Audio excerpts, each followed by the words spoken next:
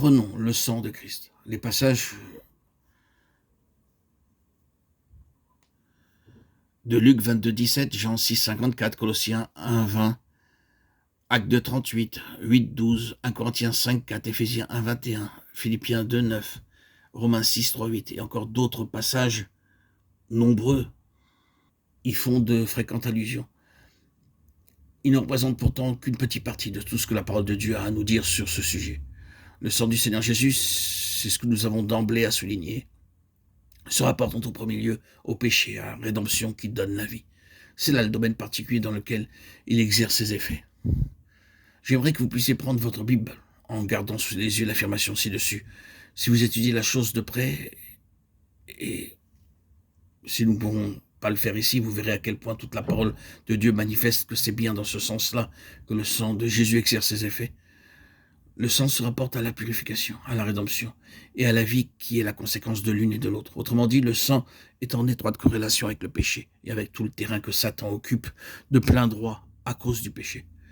Quand nous parlons du terrain que Satan occupe de plein droit, nous voulons dire que par nature, d'après la parole de Dieu et d'après l'expérience de ceux qui sont venus au Seigneur Jésus, la création tout entière est asservie à Satan. Peut-être contesterez-vous la chose parce que dans ce domaine particulier, il vous manque une expérience personnelle. Mais essayez un peu de venir au Seigneur Jésus. Vous ne tarderez pas à découvrir à quel point vous êtes l'esclave du diable. Il n'y a que les prisonniers qui cherchent à s'échapper qui peuvent réaliser qu'ils sont vraiment prisonniers. Mais ce que la parole de Dieu nous dit est vrai. Et l'expérience de tous ceux qui sont vraiment venus à Christ en est une démonstration. Toute la race humaine et la création tout entière, dans leur état naturel, sont maintenant esclaves de Satan. Mais la puissance de Satan et son autorité tiennent à une condition, et cette condition, c'est le péché. Là où se trouve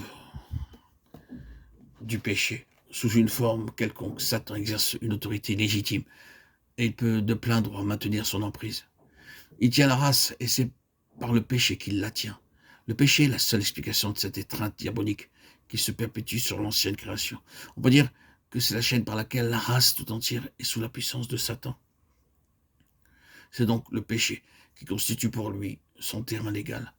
Toutes les prérogatives dont il jouit de plein droit ont pour principe l'état dans lequel l'homme est tombé par son péché, péché contre Dieu et obéissance à Satan.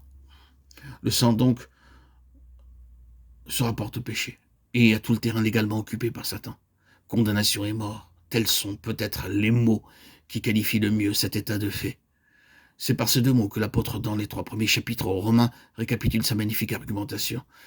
Après avoir passé tous les siècles en revue, parcouru tous les domaines de l'existence humaine, après avoir tout examiné et tout passé au crible des exigences de Dieu, il finit par tout enfermer sous le péché.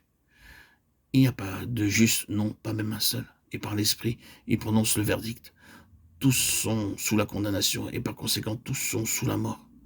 Ce sont ces deux mots qui représentent le terrain légal qui permet à Satan de tenir la race dans la servitude.